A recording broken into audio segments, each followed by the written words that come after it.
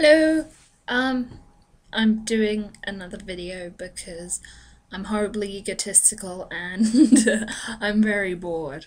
So I've got two questions so far, and they're long enough to pad out a proper video. So I'm gonna do two questions and maybe ramble about some other things. Pardon my awful voice. I still haven't mastered eloquence or coherence when I'm speaking loud without having a script in front of me. I still talk with my hands a lot. Look at my nail polish. I still need to tidy up a bit. Ugh. See what I see what I mean about being eloquent. That's what I meant to say. I need to slow down and think before I speak. Um, anyway, Natalie wanted to know, in your video, can you tell me about the Mark Ronson concert and why he is so bloody sexy? End quote. Um, I went to see Mark Ronson and the Business International last week on Friday in Sydney. It was the first time I'd been to a proper gig out of state since I went to see Mystery Jets at the start of the year. And it was quite easily the best gig I have ever been to. I'm not sure if I'll be able to put it into words why it was so good, but I'll give it a go. Um, I got up to Sydney at about 12. I caught the bus up. And I wandered around Newtown, which is a suburb just out of central Sydney, where which seems to have the biggest population of hipsters on the face of the entire planet.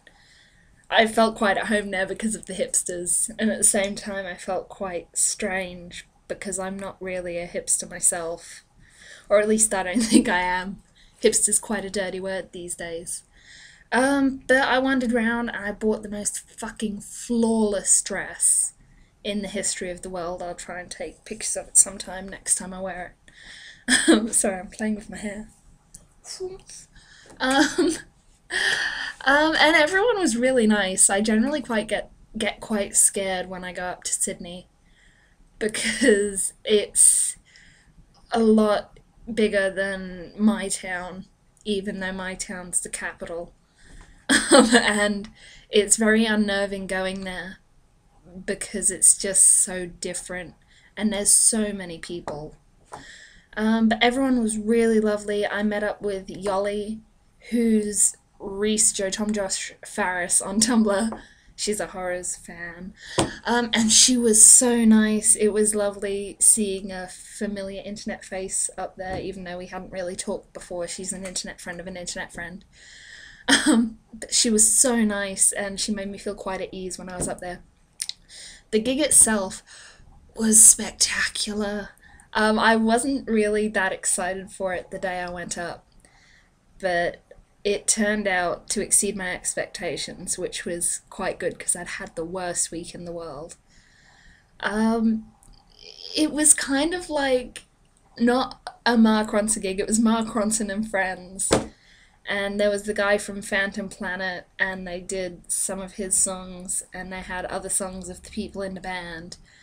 And in the middle, Mark Ronson pulled out a laptop and did an impromptu DJ set, which was amazing. I don't have any words for how good it was.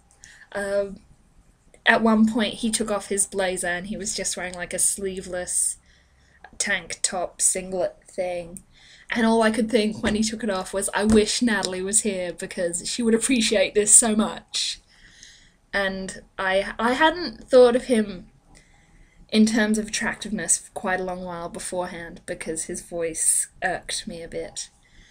But after that gig, I could definitely see where the attraction lay, and I appreciated it a lot because he was fine. Um, anyway, I guess that's the answer to that question. If anyone gets a chance to see Mark Ronson play, go do it because it's worth it. It's amazing. The other question I had was from Polly Moon, whose real name I can't remember at the moment. I'm terribly sorry. I'm not good with names. Um, but she wanted to know what do I want people to know about life in Australia and whether I could explain Aussie Rules football to her. I'll get the Aussie Rules out of the way first. I don't really know a lot about Aussie Rules. It's not a game that particularly interests me. I'm more into rugby. if at all. I'm not a big sports person. But Aussie rules is generally, and I know people are going to hate me for saying this, it's a bit shit. Uh, the rules make no sense to me.